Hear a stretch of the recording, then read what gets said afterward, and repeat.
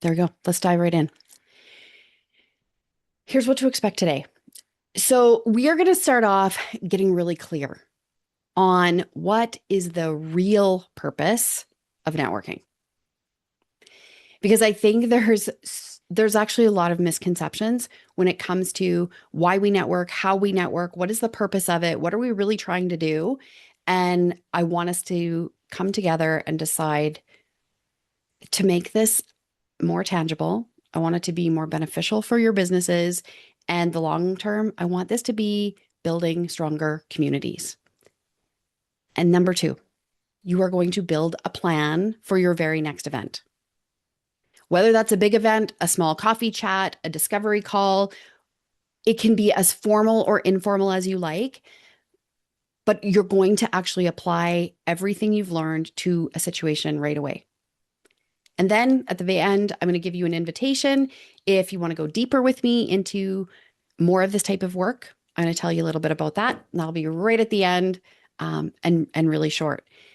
Along the way, I'm going to be inviting participation. So if you have questions, if you have comments, if something's not quite clear, feel free to either pop it in the chat or just come off mute and ask your question. Sound good? Okay. Question number one. When you think about networking, what are some common hesitations that you feel personally? Like what comes up for you as you start to think about, okay, I need to do more networking. I've heard that networking is the key to building business. What comes up? What thoughts do you have? Feel free to either enter in the chat or come off mute. I feel like what I do is hard to explain. What you do is hard to explain in that answer to when someone goes, "Oh, so what do you do?" You kind of aren't quite sure what to say. Okay. Lindy says, I have to sell myself. Anybody else feel that? Like, I just feel like I'm trying to sell who I am and what I do. And I see your face, Lindsay, you're like, oh, it just feels awkward. Rebecca says, I'm introverted with new people, so I'm shy. Anybody else find that you kind of go a little bit quiet in those rooms?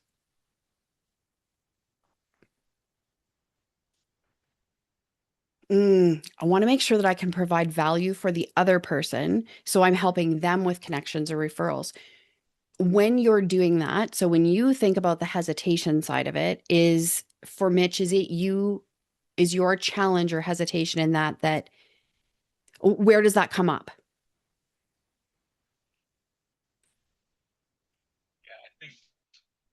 Is my mic on here? Sorry, can you hear There me you go. now? Yeah. I think sometimes it's easy to get like a good picture of what they do, but then it's hard to find a referral or a connection for them. It's like, okay, I understand what you do, but I'm not always seeing all the opportunities. Okay. So not always being able to identify the opportunities where you could make a connection. Yeah. And then there's always a natural networker. So Jonathan says, I actually enjoy networking. Would you say it comes pretty easily for you, Jonathan? It didn't used to, but over years and, obviously a lot of networking events and client meetings and everything, it does come more natural now. But it just takes practice. Yeah. Same with me. I love it. You love it. And has it always been easy for you, Akshay? I think one of the first steps that good happened to me at the start of my career was choosing sales in my first job as a trainee engineer. And probably that helped me. So having that background in sales where you're making those connections and you're having those conversations, and like Lindy said, selling yourself is hard for her, but for you, that was where you started. So that part maybe was a little bit easier, would you say? Yes, 100%. Yeah. And Mitch McAllister said in a targeted networking setting, you might know the people in the room, but can sometimes feel like you don't know enough about their industry or their world to kind of keep that conversation going. Do you ever find that like you meet someone, they tell you a bit about what they do, and then it feels kind of awkward, like where do we go from here? Especially if your industries are really different or you have not a lot of commonality Is that for me? for anyone. Yeah, I'm just seeing some head nods in No, there. it doesn't impact me. Like yesterday at 4:30, a friend of mine impromptu called me and said, at the Acadia Recreation Center, there is an event being hosted by Sports Calgary, and there will be about 50 to 60 people. Would you like to come? And I was there at 4:45. So for you, there's not a lot of hesitation. It's just like, yep, I can go. Luckily not. Maybe I might have had initially when I restarted into the industry when I came to Canada, there might have been. I can't remember, to be honest. All right. One So what we're hesitation. hearing is like takes practice. Go ahead, Katie. I was just gonna say one hesitation I have that's not sort of personal is I find all the rooms are the same people, so I'm just networking with the same people over and over again. Um, I which I see some think head nods with that too. is something. Yeah. So finding that you're coming up against the same people. Now, how many of you have found that networking, you go to an event and you can see the results in your business, like where you feel like this is worth it? How many of you feel like, I'm not so sure if it's really worth it for my business? Is that a hesitation?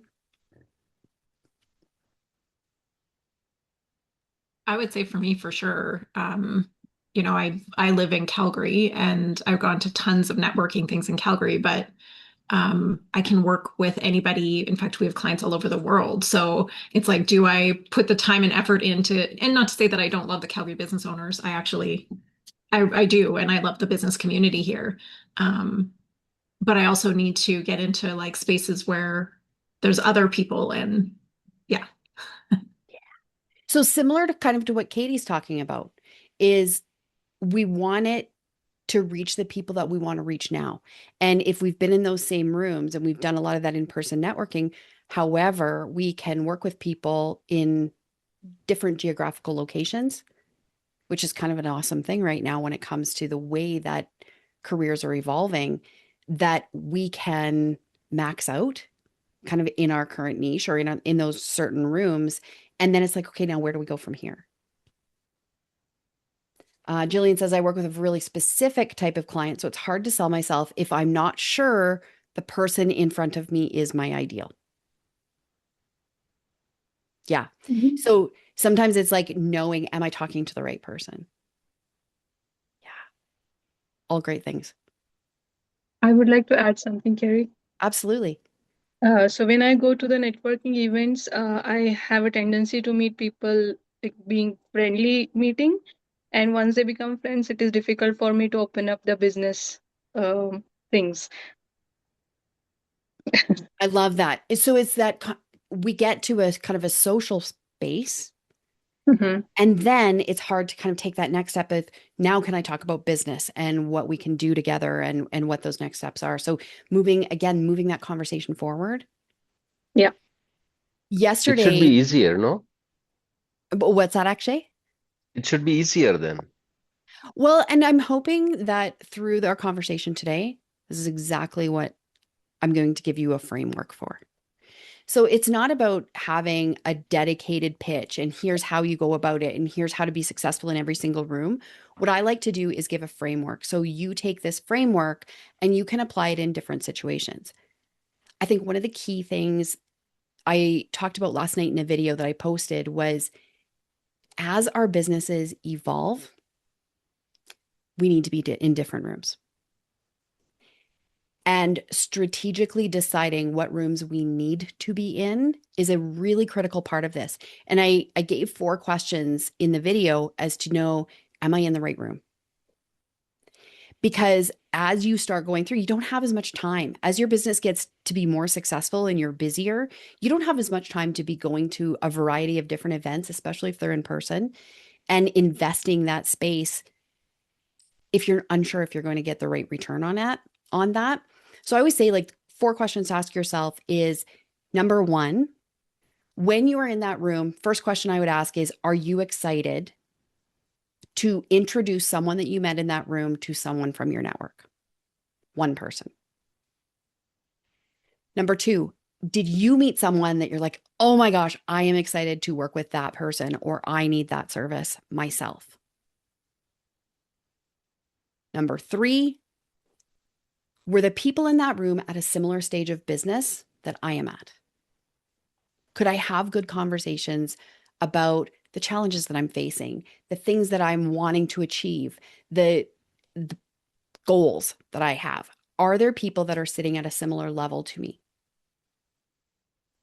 And number four, did I meet people in this room that are adjacent in their service to my ideal client?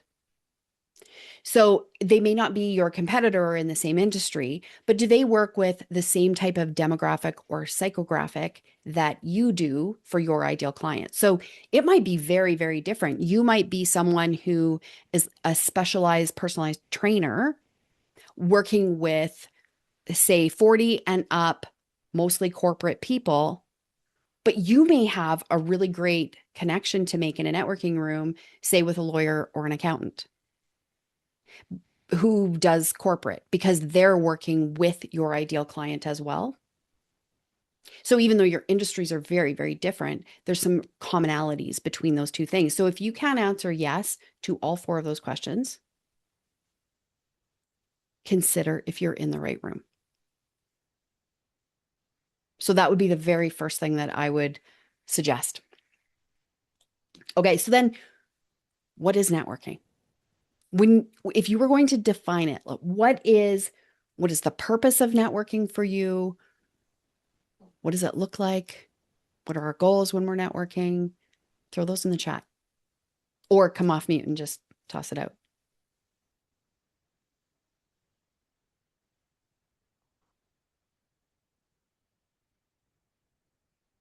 I'll give you some options.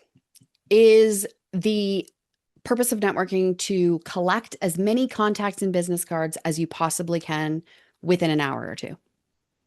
No. Is it to pitch your services to everyone in the room? No. Lindy said it's to actually make connections with people, meet an ideal prospect or a center of influence.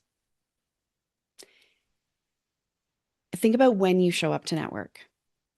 Is it important that we show up to network when we are meeting new clients? And then once we kind of got going, then we stop?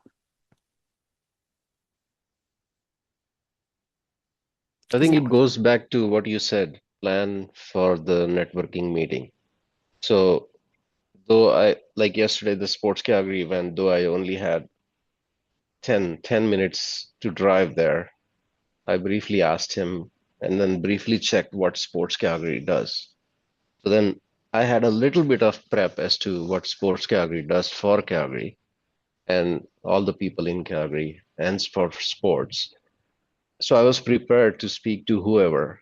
And after almost at the end, just before I left, I met one person that I had met before, but otherwise everybody else was sort of a stranger other than my friend who invited me. Nice. So I think it is planning what event you are going for and then have your ideas in terms of who you potentially might meet and what you would like to either pitch or see if there is potential for you to do business together. My thought. Yeah. So like Rebecca said, connecting with like-minded people. So you've got that common interest, that common goal, and the consistency of networking, that this isn't we show up in the room, we pitch our service, we do or don't get business, and then we walk away and go to the next one. It's about building those relationships and having consistency in showing up, no matter what stage of business you're at, so that those connections are intentional. Coming back, so I think that when we hesitate, I compare this to sometimes when we are trying to build business, it can feel like you are trying to grow this tree to be really healthy in a field where there's no other trees around it. And all of the work is kind of coming from, especially as a solo owner, right? We are the trunk of that tree, trying to branch out, trying to do all of the things. And then when I compare sometimes what a poor networking situation is, so when you're in the wrong room, sometimes it can feel like you're this little sapling in a forest of huge trees, that the forest of huge trees are all at the same stage of business. But you know what that feels like, right? If you are not at the same or similar stage of growth that the people in the room are, there's this real mismatch between the conversations that we're having, the types of connections that we can build. And then I think real networking, it's what happens underneath. I was so excited when I saw this. I was on a hike and I made my daughter like stop everything. I got to take a picture of this. And she's like, okay. She's like, yeah, that's pretty cool. And I was like, this is networking. She's like, sure. She's used to me coming up with these strange things. When we look underneath a forest and you see that the roots start to interconnect, the trees, the businesses are growing on their own. They're providing a great service. They've got the strength. However, the forest is so much stronger when the roots are connected. This is what I see when I think about networking. My goal is to actually build a strong community, a strong forest of roots that interconnect. And I think that my passion in coaching and building strong networks is that I truly believe that strong businesses and strong networks are the backbone of communities. That when we serve well within a community, even if our community is global, this is what builds strength in our economy. This is what builds strength in our charities, in how we're giving back, in how we're supporting. And I think this is why it's not so much about maybe when we first started networking, we were thinking, I just need clients. I need somebody to get in the door. I need somebody to know what I'm doing out here and pay me to do something. I think as our businesses evolve and as we get more mature, it's really about building something stronger and more sustainable over time. So when I think about networking, that is what I am really going towards. When I'm thinking about business owners and I'm thinking about established business owners, that is my bread and butter, is I think of business in terms of stages. So many of us, when we start our companies, we're at service delivery. We're the ones that are providing that service to clients directly, and we get paid for it. So this is many times how we build our reputation. Our clients start to give us referrals. This is how we grow. And this stage of business is often where we sit in terms of startups, right? This is where we get established and where we start to get our feet underneath us. And then we get to a stage in business where we think, okay, I can't keep doing this all myself. Like I need some help. And whether that is adding someone who does the exact same thing you do to your team, or you're building capacity for admin support, or maybe you're hiring a virtual assistant, or you're hiring a bookkeeper. You're building your service so that it has more strength, your business has more strength, and you're not holding all of the roles. So we move into this place of management. And I think this is where we hope that we're going to get our time back. We think, okay, like once I just have some people to help me do this, then I'll be able to exhale a little bit and find some space. Now, typically what I find with my clients is they say, this is where I hope to get space, but now I've realized I just have a whole other job. And now I have a team to manage. And now I'm putting out fires and now I'm solving their problems. And now I'm trying to triage all of these things and figure out where everything goes. And it almost adds kind of more weight. Sound familiar? And then there's a level above this where I think of this as true leadership. So management is you're still in the weeds. You're still kind of dealing with everything coming through you. You're still the one that's kind of holding responsibility.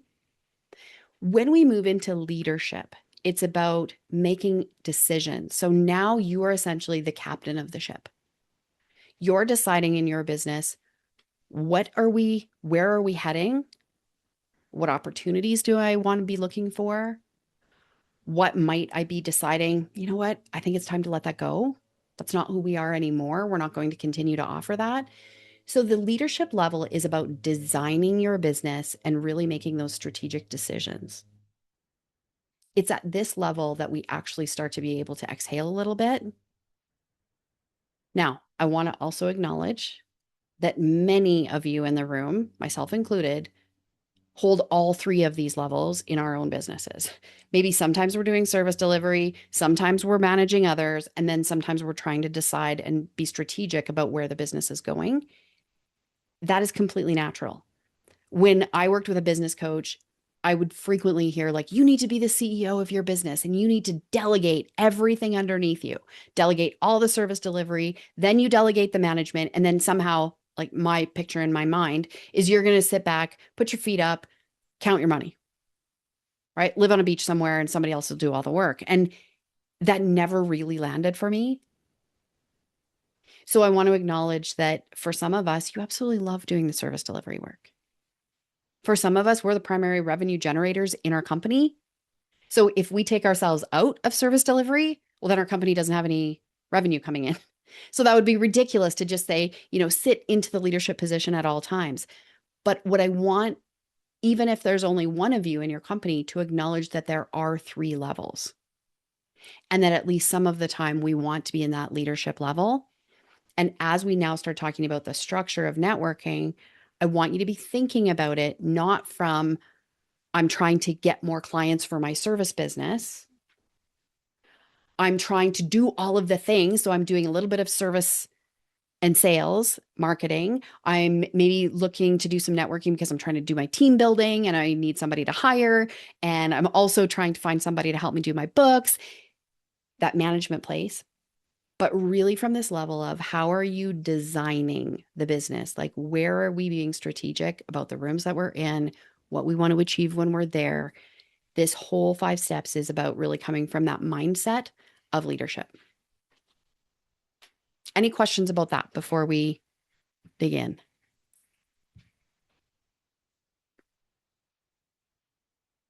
All right. So actually alluded to this when he was talking about his event that he went to yesterday, even though it was really short turnaround time. When I think about networking, there are so many opportunities. Right? We could be at events, we could be at multiple events every single day. We could be joining online things. We could be doing so many things. Yeah, absolutely. It's hard to step back when it's your baby. Absolutely. In this preparation, what you want to do is you need to do your research ahead of time on the room. Who do you know will be there? What is the purpose of the event?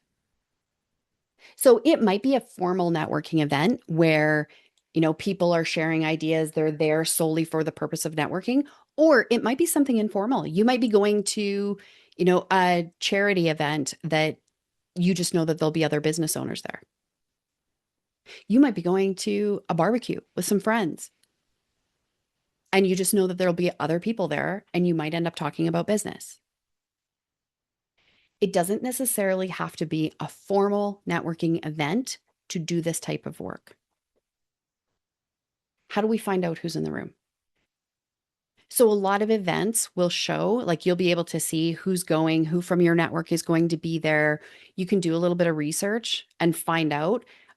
Sometimes, like, when I spoke at the chamber a couple of months ago, I actually went on the chamber website and I just scrolled through their Facebook page and their website really quickly just to see, okay, who's going to be in the room.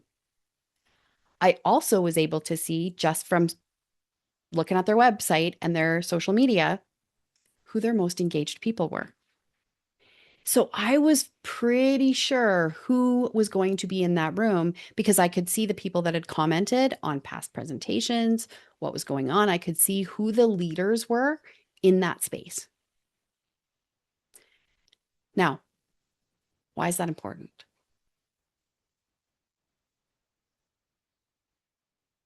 Is anyone else already doing this, where you do kind of some spy work before you get into the room?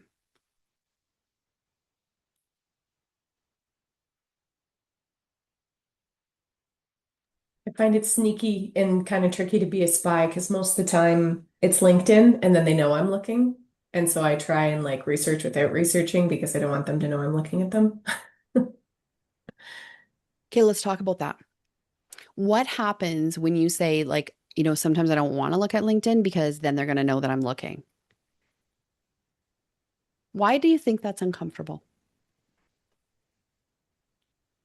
Are you asking me specifically? Yeah. I feel like then it wouldn't feel as natural. So I'm going to seek out fairly specific people, and I don't want it to look like I've done my homework ahead of time to know, like, it just doesn't feel as natural. It feels very orchestrated, which I'm orchestrating it. I just don't want them to know I'm orchestrating it. Lindy, I love what your face is doing right there. I'd love for you to share your thoughts. Sorry, my thought was if somebody came to me and was like, "Hey, not only did I check out your LinkedIn profile, but I found out all this information and I know that we could be a really great connection," I would be like, "Hell yeah." So for me, I think it's actually counterintuitive for you to be like, "I don't want them to know I did my homework on them," because I would really appreciate that you took the time to actually get to know me and what I do. But I that's me. agree. I think if somebody tells me that you used to do this, you used to do that, I would say, wow, he's more curious in my business than just a regular walk-in customer. And if I am in behind the counter at my store, 9 out of 10 customers that walk out of the store, I'll at least ask them 2 to 3 questions as to what do you do and what's your expertise, what field, and then many conversations just go on for 5 minutes or longer. So if somebody is looking at my profile and knowing more about me before they came in, I would be very happy. I loved what just happened in your face, Jillian, as Lindy shared, and this is why I want to have these conversations, because I think that sometimes our own nervous systems get in the way. We think that we feel stalkerish when we are using LinkedIn to try to find people. Now, Katie mentioned too, if you don't have LinkedIn Premium, you can't see specifically who viewed you. So sometimes you can see, if you don't have LinkedIn Premium, you can see that someone from this agency has viewed you and it only shows for a certain amount of time.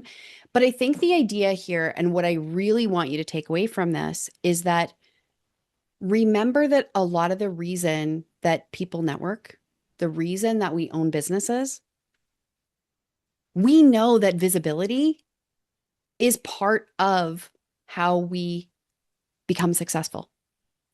When people know about you, when they refer to you and they know what you do, this is how we grow. So sometimes our past, like our nervous system will say, like, oh, don't do that. That's rude. It looks like you're being sleuthy and trying to get in front of people.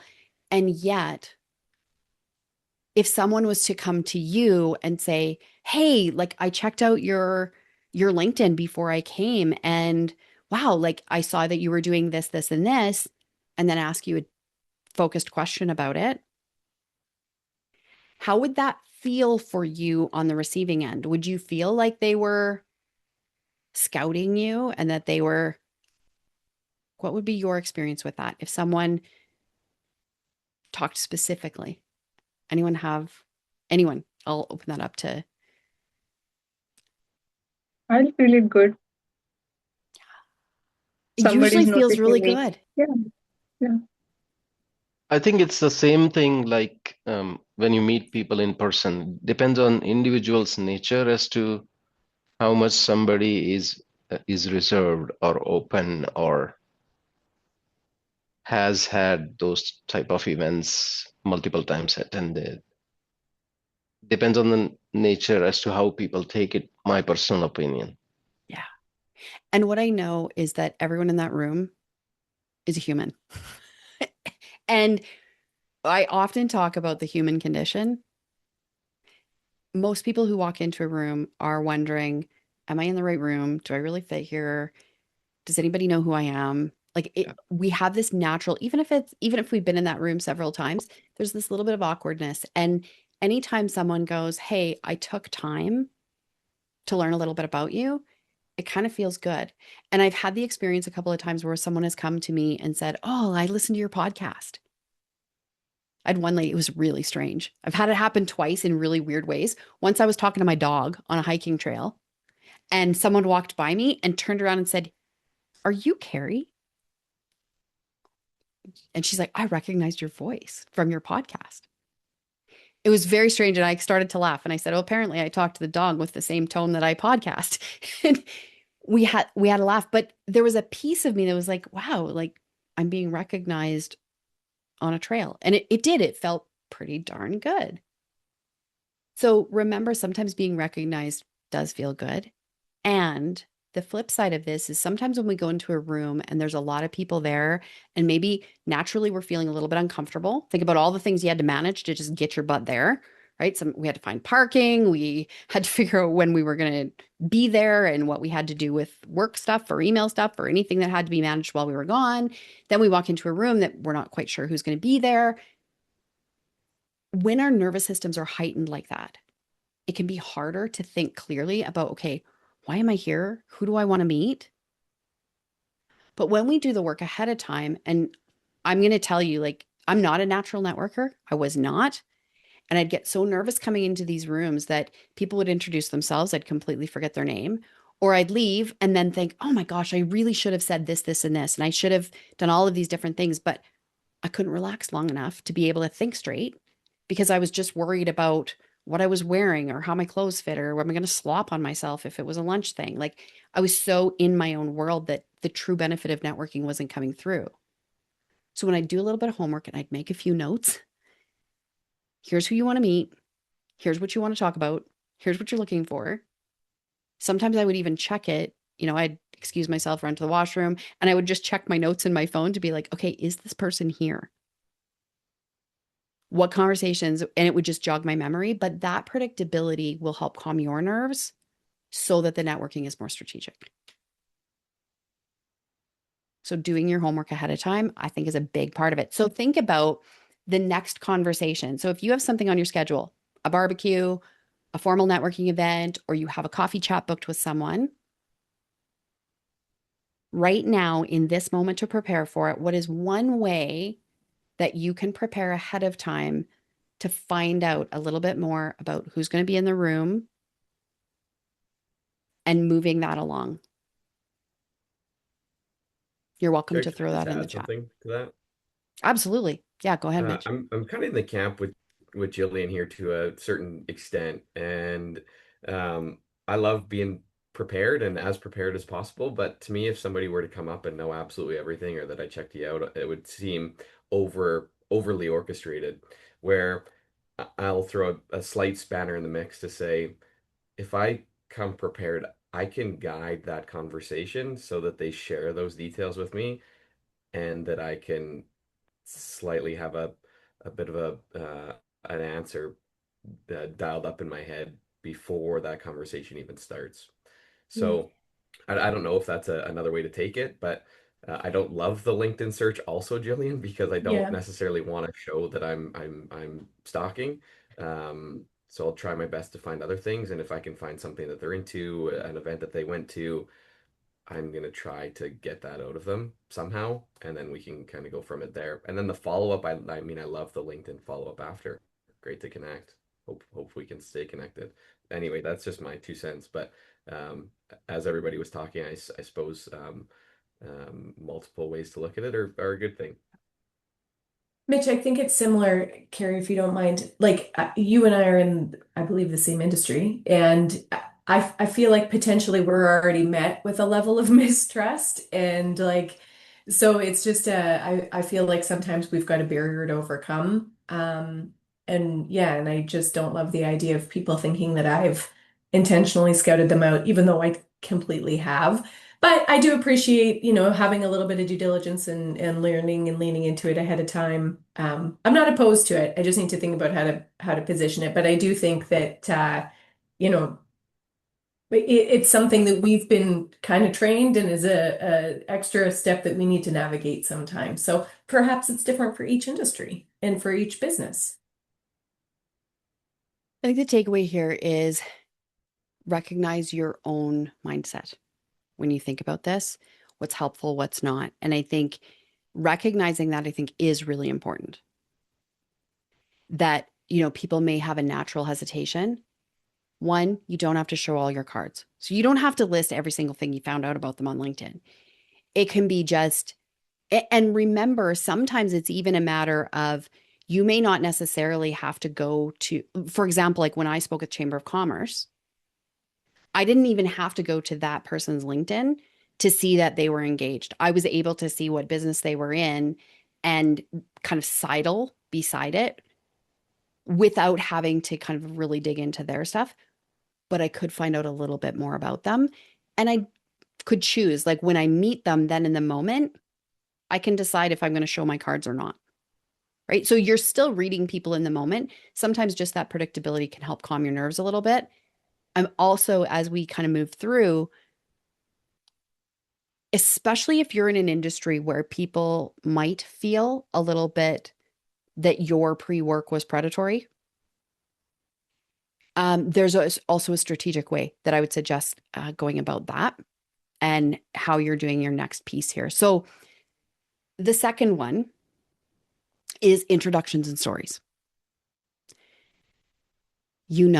At every single event you go to, somebody is going to say, so what do you do? All right. So Katie, like you said, it's kind of hard to explain sometimes what I do. You also don't, if you maybe provide a whole load of services, you don't necessarily want to start listing off your CV and all of the things that you can do because you've been in that situation. You've probably been on the receiving end of it where someone starts doing that and you just kind of gloss over. You start looking for, refilling your coffee or hoping somebody's going to come and rescue you. Yeah. Again, I like to tailor what is my introduction based on the room that I'm in. And I like to have it very brief. What do you do? Who do you serve? And a little bit about what makes you unique.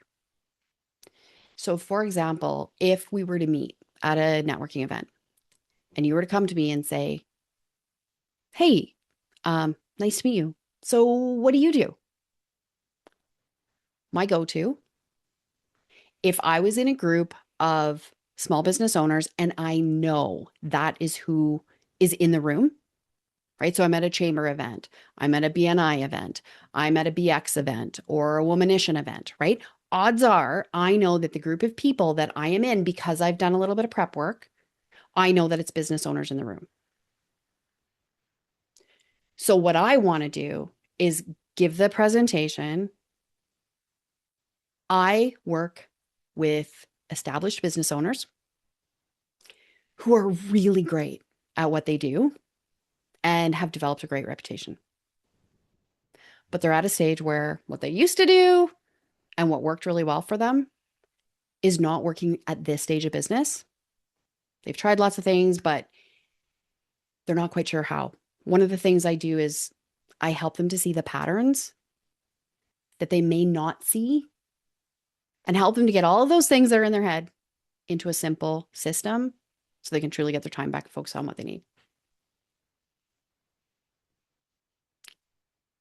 And I stop.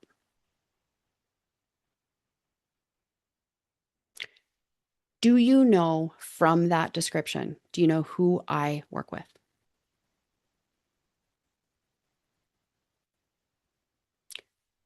Do you know what those people might be feeling?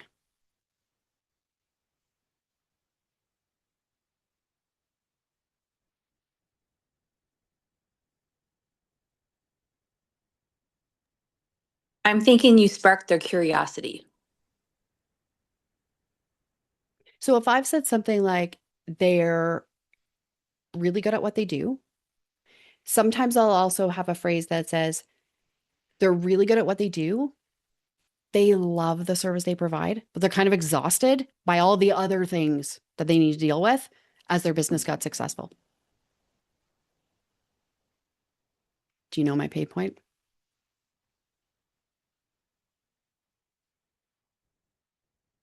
So if someone's like, "Oh, you know what? No, I'm like just starting up. Do they know if they're my ideal client or not? Do they know who I'm looking for?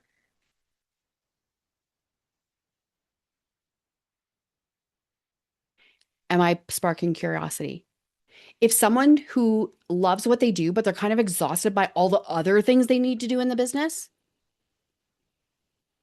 will they have that hit like, I think I know this person?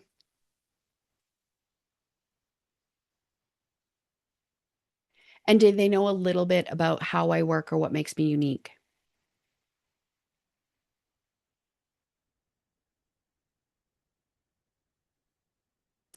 I help them to identify patterns that they may not see. And I help them get the things out of their heads and into a system that actually works so that they can get their time back.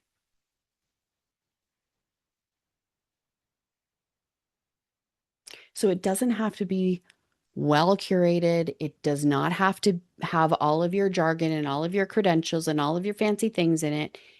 It can simply hit 3 points to then spark curiosity.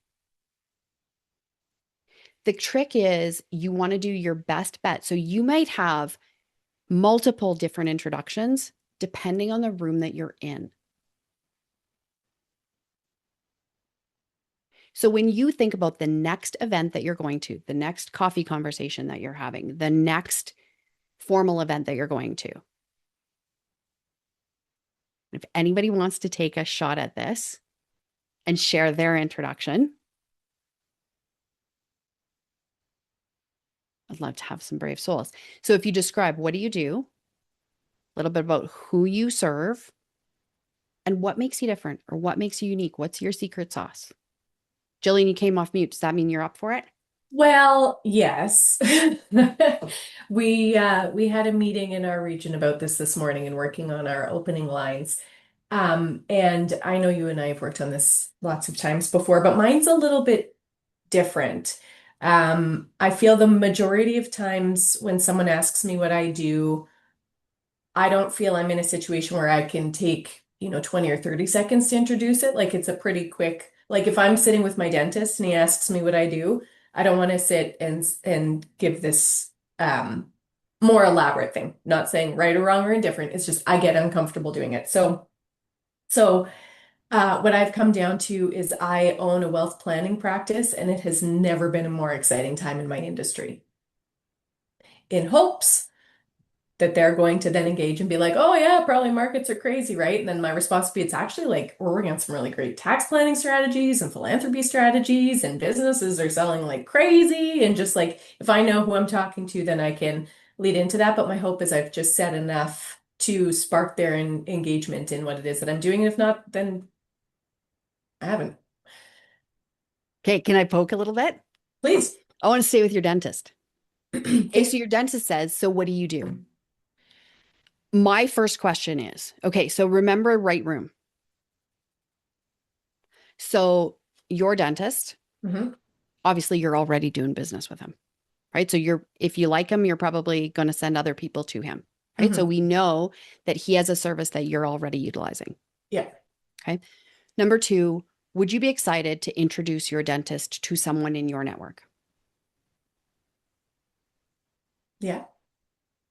So it might be someone within your industry, right? So it could be like an accountant. It could be a potential hire if he's looking for someone. It could be someone who could be a potential client, right? So you would make an introduction to your dentist, yeah? Okay. Do you think your dentist knows your ideal client? No. Do you think that your ideal client is in their network? They may not know it yet, but do you know it? Do you know that you'd really like to meet their network? I know I want to meet their network. They wouldn't know specifically what I do. No. Okay. But you know that they know people you want to know. You bet. Okay. And do you know that your ideal clients might also be in their sphere? Yep. Okay. So is Jillian in the right room when she goes to the dentist for networking? I mean, I go to the dentist to get my teeth cleaned, but I always, much like Mitch said, like I set it up. I set it up so you ask me. And what I'm saying is you hit those 4 questions. When we say, are you in the right room for networking? Yes, you're there to get your teeth cleaned. And this is what like I want to shift outside of like we need to be thinking about networking events and we stay up all night and past my bedtime. Your dentist is actually a really great networking room, even though you're getting your teeth cleaned. 2 for 1. When you introduce what you do, who you serve, and what makes you unique, what you might say. So, first line is the same. Okay, so give your sentence again. I own a wealth planning practice, and it's never been a more exciting time in my industry. Okay. How about this? I own a wealth planning practice. And actually, I work with a lot of medical professionals to help with tax planning, philanthropy strategy. It's never been a more exciting time to be in this industry. Did you take the opportunity to fill one gap when you said, I don't know that my dentist knows who my ideal client is? If you target that, so would you use that same thing if someone at the grocery store said, hey, what do you do? No. And you said, actually, I have a lot of clients that I work with that are incorporated medical professionals. Right. And they'd be like, good Great. for you. Happy for you. But do you see how your dentist, when you've prepared this, it hits a little bit differently? Now is the likelihood that he asks a second question and he's more curious even higher.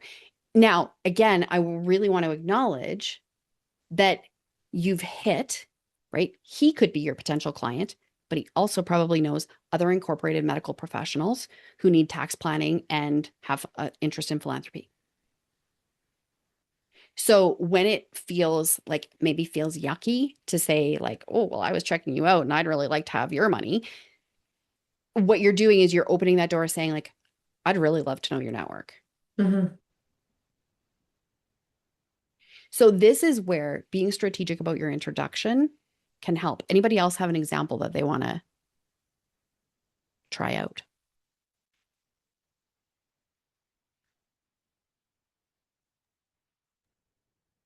I will go. Sure. Try mine if you want. So I will introduce. So I was in So nursing college. we'll go Go to ahead. Danastri first and then Patty.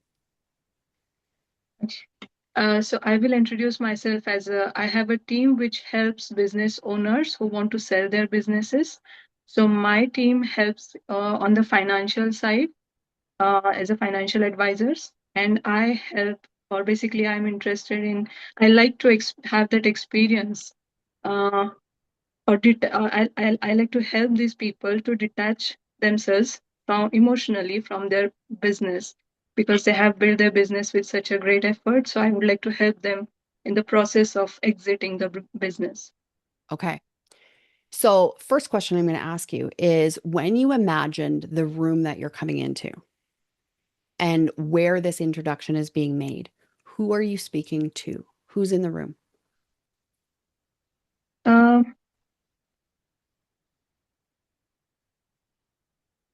The other people who are helping business owners. Okay, so it's a group. Is it business owners themselves who may be interested in selling, or is it a group of other people who also help business owners who are selling? The other people who are helping to sell the businesses. Okay. So what you know is that in that room, you're not necessarily selling your services directly to the client. What you're looking for is a referral partnership. Yes. Okay. So if you were talking, can you give me an example of maybe another person that would be in that room and the role that they hold? Example of what again? Like, so would you say that I'm in a room and one of the people in the room might also be a lawyer that helps with sales of businesses? Yeah. Yes. Okay. So when you're speaking to them, to really narrow it in. Mm-hmm. So now you're working with a lawyer who's familiar with the sale of businesses. Mm-hmm. If I was just talking to that lawyer Mm-hmm. and I'm wanting them to say, "Ooh, I have someone that would be perfect for you." Mm-hmm. Can you narrow that in into what service do you provide? Who is your ideal client and what makes you a little bit different? So is there a specialty? Is there a certain size of business? Is there a certain industry? Not like certain industry, but uh, no, I'm not sure about it. Okay. What I'm trying to do here, and same example with Jillian, is I'm trying to get you to narrow in because when people can instantly think, oh, I know that person, or it reminds me of someone.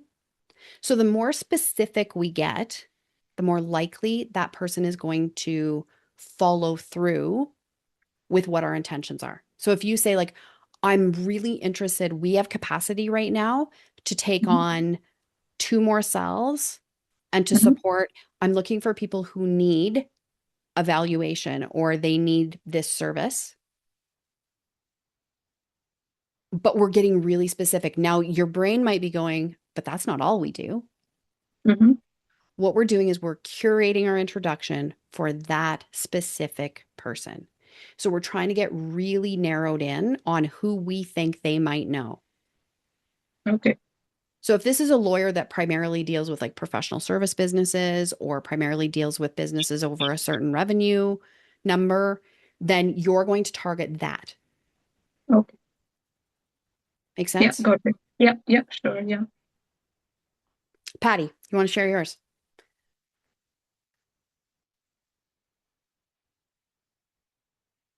Oh, you're on mute.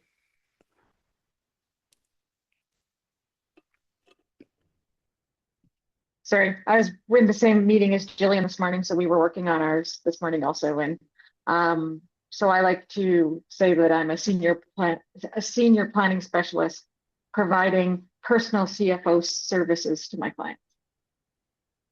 Okay. When you imagine that, who are you talking to? Who's in the room? Who are you imagining on the as your listener? High net worth client or business owner, somebody that has probably complex financial planning needs. What does that mean? What are complex financial planning needs? If I was talking to a potential client, Lots of our clients are worried about taxes and how they're paid and when the best time is to pay the best amount of taxes. Estate planning is huge in the business world that I'm in, and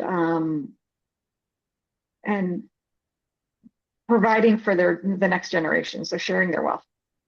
okay. Why are they worried about that? Well, they're worried about where the world is going. They want their children to be protected and taken care of, and most of them have more money than they'll ever spend.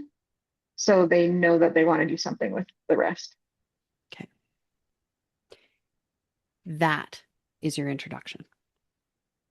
So when you say, like, I do CFO services for individuals with complex planning needs, yeah, I'm not quite sure.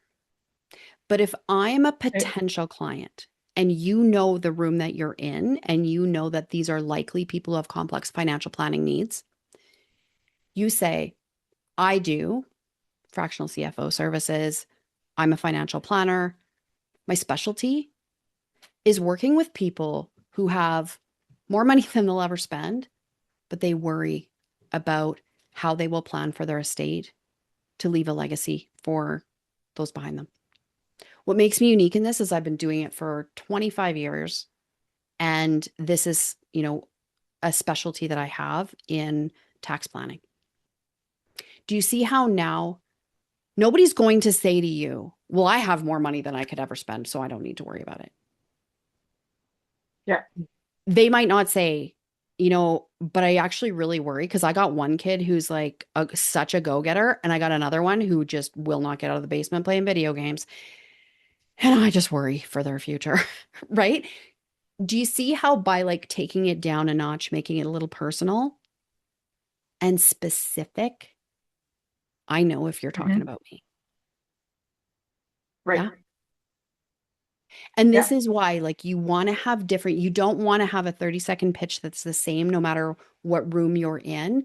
You want to have it curated because if you're talking to someone who is an accountant, your introduction is going to be a little bit different. So then you're going to say, like, I work with these types of individuals, and this is what makes me unique in working with an accountant. This is how I'm different. This is some of our overlap. But now that is something in your introduction that they need to hear to become a good referral partner. So your objective is different based if you're talking to a referral partner or a potential client. So the language should be different as well. Okay. I know that it sounds like a lot of prep at the beginning, and it is. But once you get used to the pattern of who am I talking to and then curating your introduction, what you're going to find is that the curiosity, and you're going to know there's an instant return. If you pause and they ask another question, now you know that you've just sparked engagement. That's all you want. Yeah.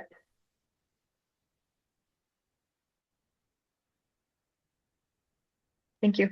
Okay. So then tied to this, and we almost kind of like did a little bit of a preamble to this, but introductions and stories go together. So you also want to have 3 or 4 key stories. So you might have a client story. You might have a referral partner story. You might have someone who is like maybe just ahead of being your ideal client, but those are the people you really want because you know that you can work with them long term. Or, maybe you're looking to build a network for a collaborative opportunity or something different. So, what you're going to do is you have stories. So, what we know is that facts are perceived by the brain in a different way. Facts give us credibility, but they don't typically connect us to our audience. We need to tell stories, not about how great we are, but if I'm a huge fan of Donald Miller's story brand. If you're not familiar with that, I strongly suggest looking at it. But what it does is every one of us who are in a service-based business, we are essentially the guide for our client. We make them look good. That's our role. So when you tell a story about a client or the service that you provide, what you're doing is you're not saying how great you were and all the brilliance you came up with to save them all this money in taxes. You're essentially positioning the story so that the client got what they wanted and they looked like the hero. So, for example, I might say to someone to tell a story about, I'll ask what industry they're in or what they do. And then I might say, or someone might say, oh, what kind of patterns do you usually see? Like you talked about, you're the one that can discover patterns. Like, what do you mean by that? And I might say something, actually, that reminds me of a story. Like I had a client that I have been working with for a while. And when they first came to me, they were exhausted. Great business. They'd built up their bookkeeping business over 8 years. They had more clients than they could imagine. But what she was finding is that she was staying late every night. She was trying to get to the office early so that she had time to do her own work. Because during the day, she just felt like she was constantly interrupted, putting out fires, dealing with everybody else's stuff. The pattern we saw was actually not that they weren't doing great stuff. It was that all of the systems lived in her head. So all of her team members were coming to her for the answers. We were able to do that. We simplified it. We created some boundaries. And now, not 100% of the time, 80% of the time, she's gone by 5 o'clock and she's not coming in early anymore.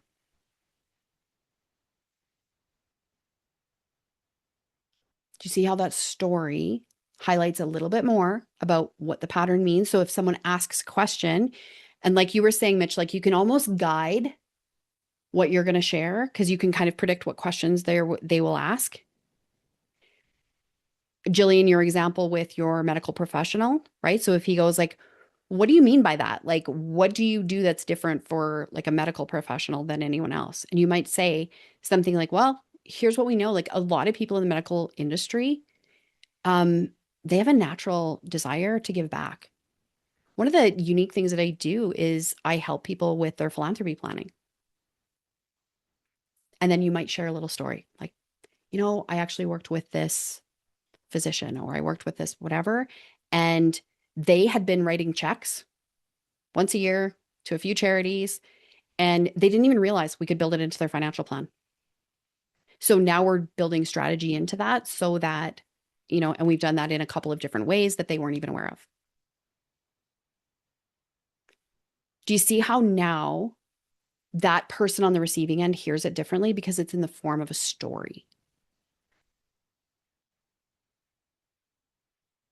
Of course, we're not sharing confidential information. We're not giving, and every one of you, like as I'm thinking about this, every one of you will have kind of key stories that highlight what you do and some of the results that you achieve for your clients. So packaging those up and having them prepared ahead of time will help you to just deliver that next step. This is what invites people to have conversations and to clarify what you do, and they're interested and they want to hear more. That's it. So I think in a lot of our formal networking rooms, we're giving these like 30-second pitches, or we've got our 1 minute to speak. That's not networking. Your introduction is merely, your 30-second is merely to invite a next conversation. And then you're having these back and forth conversations where you're asking key questions, you're giving back, you're clarifying, telling some stories. But this is where the networking truly happens. It's not in the introduction. The introduction is just meant to draw people in and have them want to continue the conversation with you.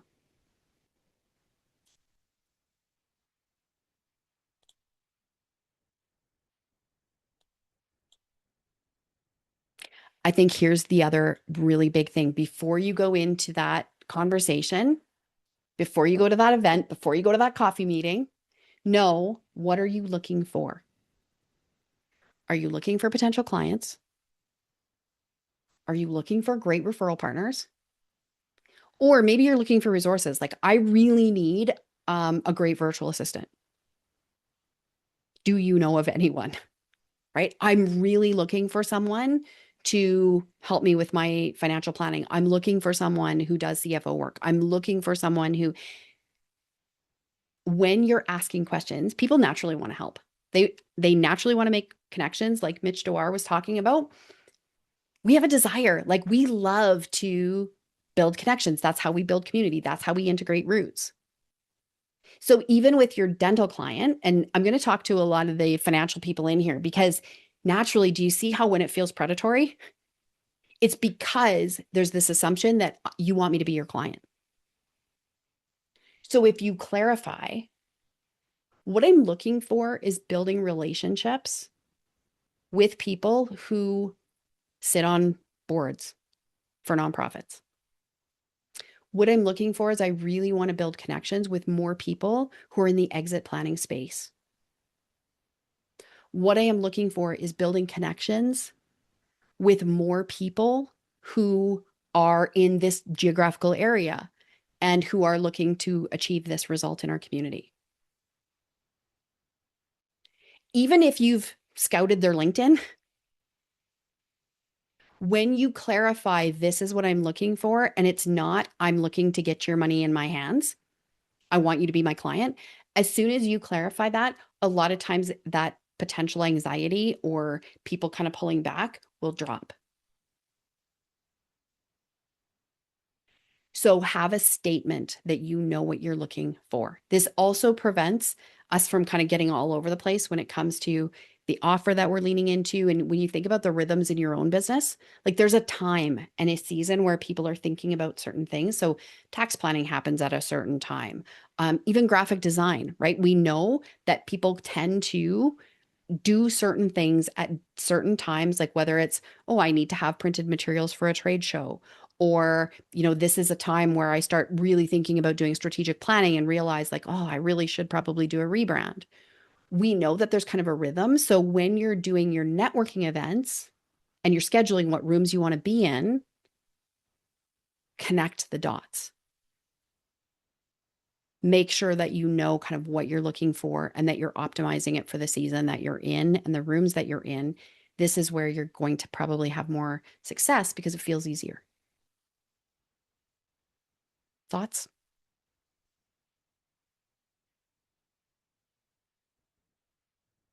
I like that, Carrie, because it does feel less predatory. And I would say anyone in the financial industry, I would actually have your default as being referral partners. Right? I'm looking for introductions to, and then you're looking for like a group of individuals or people who like you're looking for the network, because even if someone is a potential referral partner or a potential client and you ask for a referral partner, if they really want to be your client, they'll say, but what about me? They'll put themselves naturally in the sphere of a lead. You don't have to do it. So I would say as default, 80-20, I would definitely go, I'm looking for referral partners or I'm looking for resources. Cool. And then the key here is when you're in those rooms that you are listening deeply. Ask questions, make connections, take notes. Because the number one goal of a networking conversation is to have the next one. Networking is not about closing business in the room. It's not about even getting the introductions. It's not about that immediate, oh, I know somebody.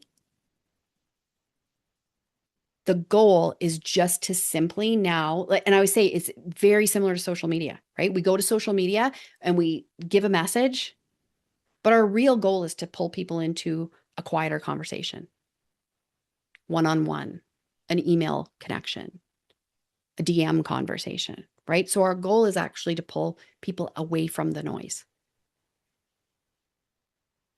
And I think when we're established business owners, we know that.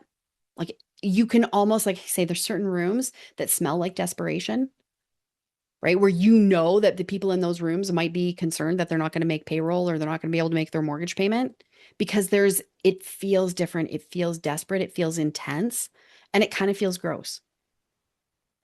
That's not what I'm talking about. My type of networking is not quick wins. It's about merely moving that conversation and relationship forward, which ties to the follow-up. Creating a system where the event is the beginning or the coffee conversation or the dentist or the event that you attended, the barbecue, right? The event is the beginning. And then your goal is to follow up in 24 to 48 hours. Set aside time in your calendar for follow-up from any networking appointment. Make it personal, right? So, hey, you mentioned yesterday that, you loved golf. I was just wondering, like, have you checked out this course? You don't have to go right to the pitch. You don't have to, it's just you're continuing the conversation, ideally based on something personal that was said, an interest that you had, something that was sincere and following up. One of my conversations last week, they got very casually mentioned that they're going to Spain in August and he's really excited about it. I put a note in my calendar a week before they leave just to send a quick message and say, have an amazing trip. I hope you have a great time. That's it. Like it's not hard. Now I did follow up with him as well. 48 hours later, and gave a quick little like, hey, I was thinking about this. I'd love to introduce you to this other person as I think they have a common interest, common clientele. And are you good if I make the introduction? Here's why I think it'd be great for both of you. Rarely, if I invite an introduction, do people say, oh, no, thanks. I don't want to meet anybody. Especially if I've really done my homework and I was listening closely to say, hey, you were telling me that you wanted to be introduced to people who sit on boards. It made me think of this other person and I'd love to make an introduction. Are you good with that? Right. So the key is you're providing value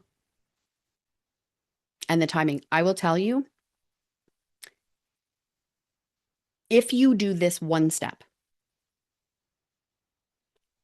this will make multitudes of difference in how effective your networking is, because 99.5% of people don't do it.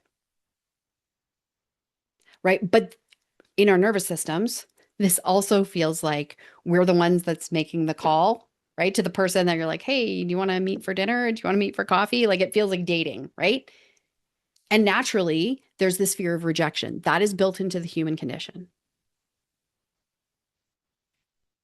In any way possible, I try to create a system so that I don't have to rely on my nervous system to make the choice for me. If I know that every single conversation that I have that has a networking component to it is followed up within 24 to 48 hours in a certain pattern, now I don't have to make the decision. I don't have to think like, oh, well, I don't know if they're really into that, or, oh, I don't know. It's just rinse and repeat. This is what I do. And what's fun about that is I tease my nervous system because people are generally very positive, like, oh my gosh, it was awesome to meet you too. And they're grateful for it, which then gives my nervous system the dopamine hit to say, oh, this is a good thing. I'm winning. It's moving things forward. But I need to get over the hump first. Make sense?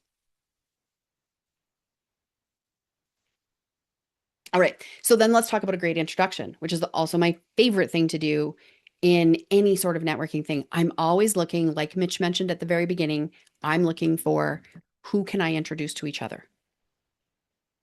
So how do we do it? How many times do we go to an event and someone's like, oh, Mitch, I'd really like you to meet Jillian. Awkward, right? Because now you're like, oh, hi, Jillian, nice to meet you. Dead air. So what I want to do, and it's my job as the person doing the introduction, I know why I wanted to introduce you. I know why you two should connect. So I want to be really clear and I want to say, here's what I think you have in common, or here was the opportunity I saw that I thought would be really awesome for you two to connect.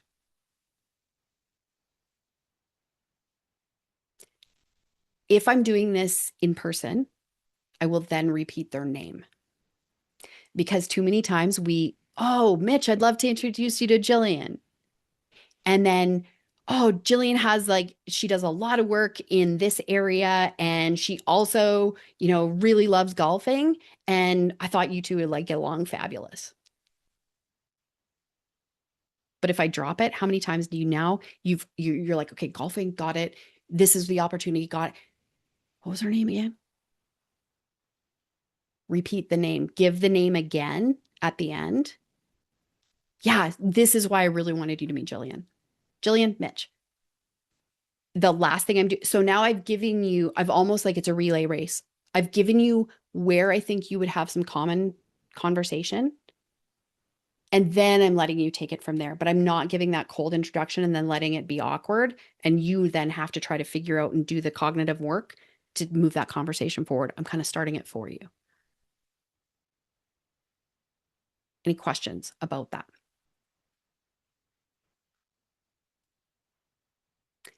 And on the flip side of this, if you are looking for networking partners, it is your job to give this to the person you're asking for the introduction.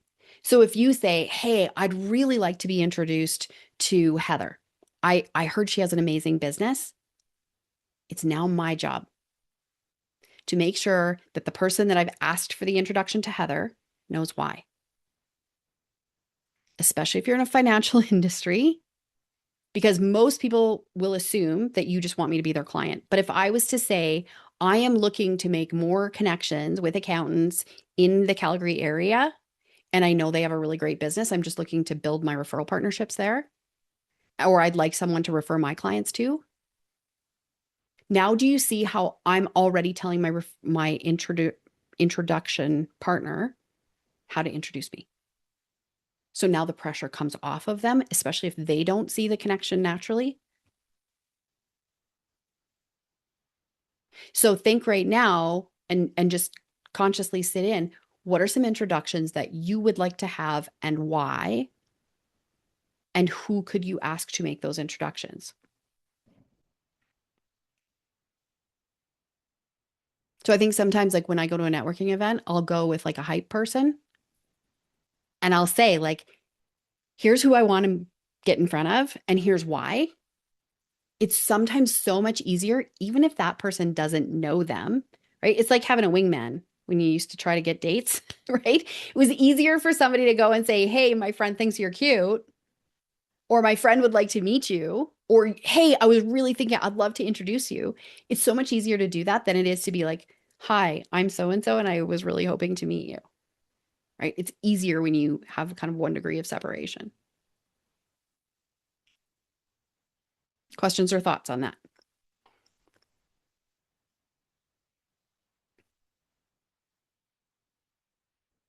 So do you see how there's so much more to this than just the introduction? The introduction is just number one. Your introduction is curated for your listener. It is not your CV. It is not everything you do. It's merely to get a hook for someone to want to have a conversation with you. Then it's having a few curated stories that highlight what you can do in those different areas. So your best referral partners, your ideal clients, the resources that you're needing. Moving to the follow-up, making great introductions and continue, let other people connect their roots. This is, I think, one of the most generous things that we do. And it's something that now I'm known for. People will come to me all the time and say, hey, Carrie, do you know someone who? And usually I do. Or I know someone who might know someone, because there's this whole connection. We all want to do business with people that are good people. And if we can build those connections, the business relationships are so much easier. But when you're known for that, this is what I've built probably 80% of my credibility on. Has nothing to do with selling my own services. It's just that I know great people and I love connecting people and I love building networks.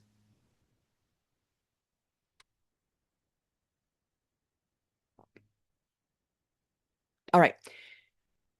This whole thing is about how are we building strong business, which leads to strong community. I hope that you've heard, like, I am so passionate about this and what it can do. And the next, like, 4 minutes, 3 minutes, we're going to spend talking a little bit about next steps. As you can see, one of the things that I love doing is building systems that help our nervous systems to do the things in business that will help us to be successful. So when we have a system in place for making an introduction, for doing our follow-up, for having some curated stories, this now becomes the system for how I network well. Systems are created by leaders. So that is the top of the pyramid. This is when we're designing the rooms we're in, we're being intentional about who we want to get in front of and why. This is leadership. The next steps of this is, if this is something you're like, ooh, I like where this is going. I like the combination of thinking about my nervous system, how people react, what gets people engaged, and how that combines with business and systems. Something I've created is the Anchored Business Academy. And it's a 6-month program. We meet every 2 weeks. There's video modules. So people go through the topics of everything from sales and marketing to finance, strategic planning, hiring, building your team or outsourcing, building your team culture, designing exceptional client experiences. So at the service level, you're already pretty darn good. But now you want to get even better as your team builds, or you want to get more efficient, or you want to have more time back. And then we're building those systems around it to get the clarity and the simplicity to get your time back. So the Anchored Business Academy, it's groups of 8 maximum that go through the 6-month program together. We meet every 2 weeks. There's video modules and learning in between that help you apply this to your own business. And there's 2 lines. So there is one that is just for owners. And then there is one starting up that will be for senior level positions or managers.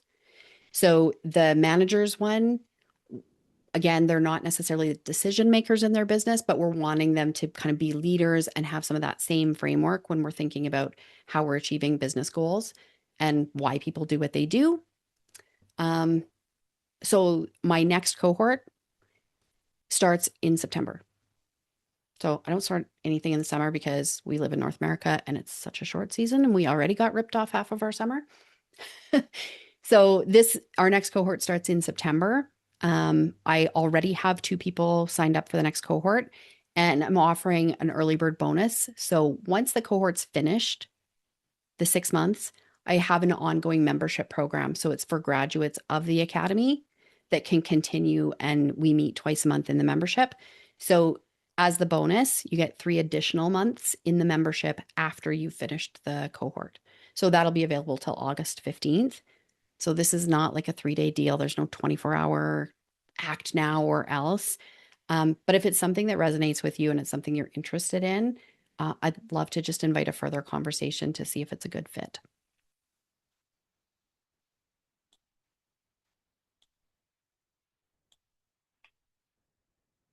And with that, summary is networking doesn't have to be a formal event.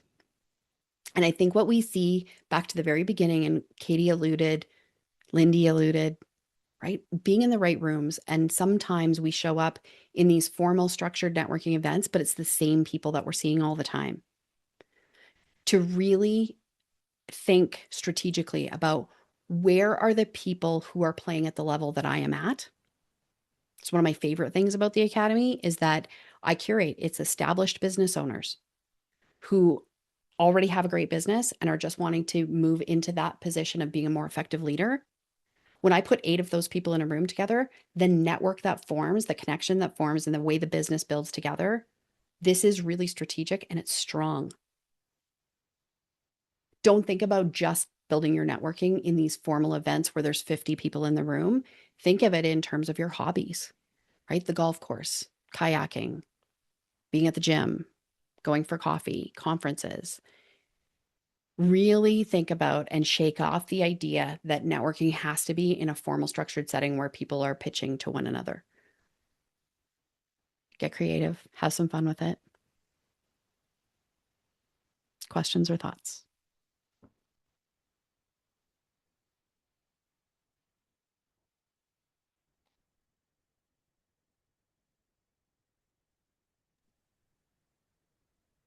Great session. Thank you so much. Thank you, Akshay. So when I give back, what is one thing that as we were going through this, you're like, here's something that I could tweak or a takeaway that I'm going to focus on before I go into my next networking session? For me, For anyone. Jillian says I'm going to creep. I love it. Actually, do you have one? I think planning for a networking meeting and all that, but I almost never try to quantize it in terms of success. Mm. I have, not to beat my drum, but 99% of the customers, like I said, whenever I'm there, I always try to ask them 2 to 3 questions. And once they tell me what industry they are in, I have something else to add in terms of a parallel customer because we've been doing this printing business for 17 years now. So there is whether it's a lawyer or somebody who's a wedding planner, I always have examples for them, but whenever we do a job for somebody, we always ask that customer, is it okay if I share this with somebody on the screen or hard copy? So as soon as a wedding planner talks about it, I ask them to have a conversation with me so that they are my referral partners and not just them using me by introducing their clients to me. Yeah. So it sounds like that's something you're already doing well. And maybe the gap is maybe starting to record some of the data so you know what's working and where those returns are coming, Yes. especially so you might make those connections, but then knowing like, oh, how did you find us or how were you referred to us so that you know what rooms are working and are strategically giving back and are a mutually beneficial relationship. Yes. Yes. Yeah, good stuff.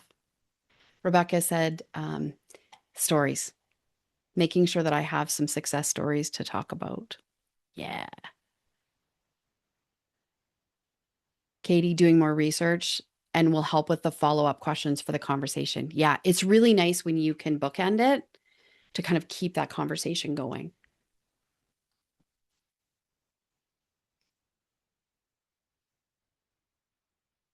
I think the thing that's standing up for me when you talk about preparation is that the pitch isn't the same based on what person you're talking to. So one of the things I've noticed for myself is I'm a fitness coach and I help people lose weight. And I think that when I'm talking to someone about that, that makes sense to them when I'm talking to them if they're in that space.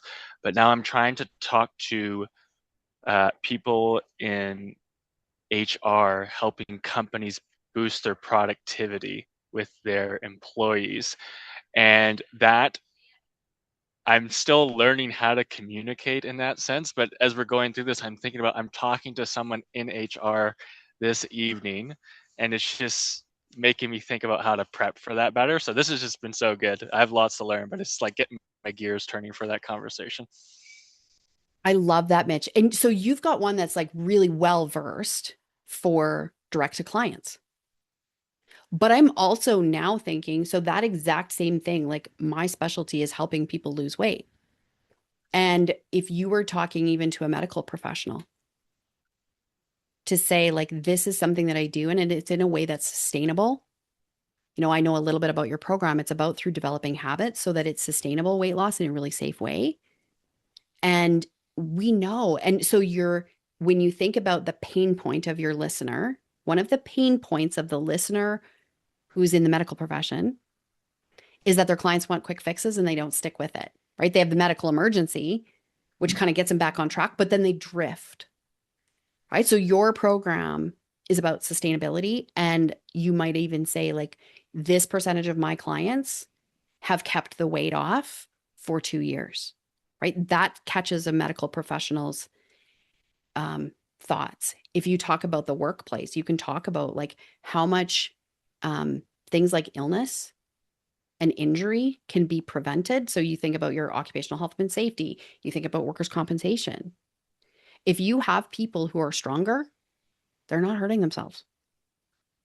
If you have people who have the mindset of health, even in really small, sustainable ways, this can actually improve their disability numbers, which then impacts the cost of their benefits, which then helps improve retention, which then helps improve the client experience. So your service saves a company money as their bottom line. Yeah. Yeah. That's what I'm trying to work on. That's great. Just hearing you say Great. that. Rebecca, what industry are you in? I'm an athletic therapist. I own a sports medicine clinic. Oh, fantastic. And where are you located? Bolts. Awesome. And who are you looking to meet? So depends on which part I'm looking to meet, I guess, right? Yeah. So like what's kind of top of So mind for you right now? right now, I'm also transitioning into doing some mentorship for new athletic therapists as well. So like coaching, like, and doing some like not quite business coaching, but I do a little bit of that as well. So there's like I've got the kind of few different irons in the fire kind of things. So clinic wise, we're doing pretty good and everything's running pretty smoothly there. And I'm just starting to kind of branch out into doing some other stuff as well. So yeah.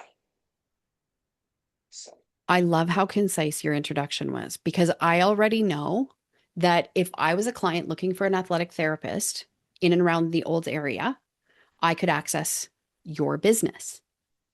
However, you very beautifully transitioned into referral partners that if you know someone who you might have thought was my competition, right? They're also in the athletic industry, but they maybe serve clients in Cochrane and they've just started their practice and they're kind of feeling a little overwhelmed and not quite sure how to do all of the things, but they're a really great service provider, then that would be a great connection because you would love to help them to support their businesses.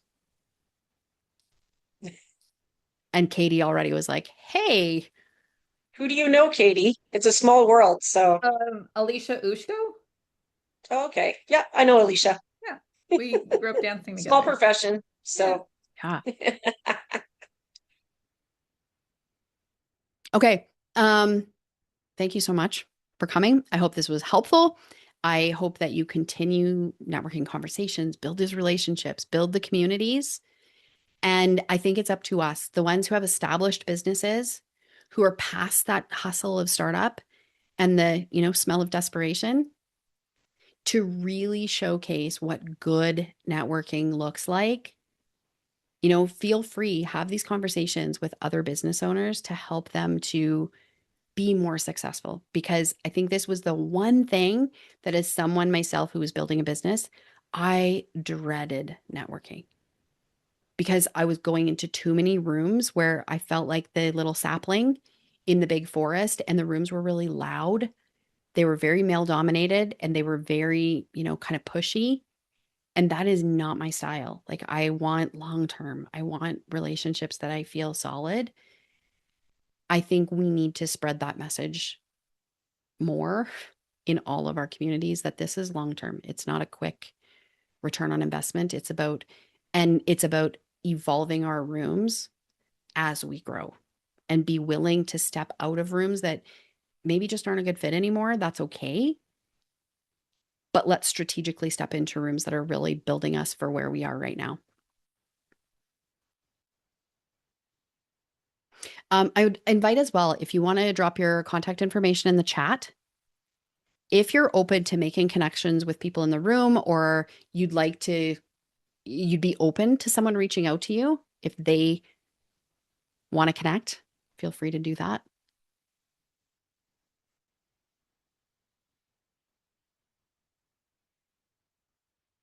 And even letting people know how. I'd love, my primary right now is LinkedIn. So if that's a place where you want to connect, feel free. And of course, you're always welcome to email me as well. You've got my email from the invite. Thank you, Carrie. Thank you. Thank you everyone for coming. And I will send out the recording as well if you want to have a rewatch. Thank you so much. Thank you. Bye. Bye-bye.